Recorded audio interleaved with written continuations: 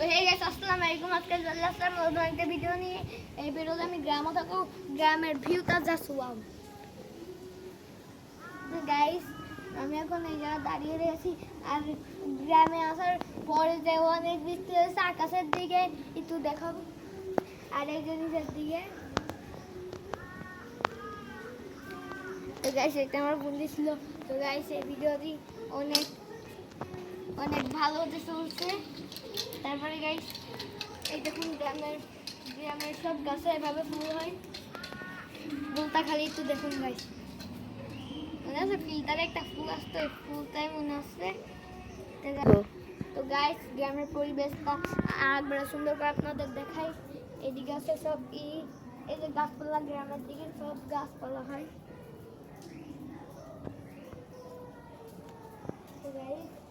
গ্রামের দিকে তো অনেক সুন্দর।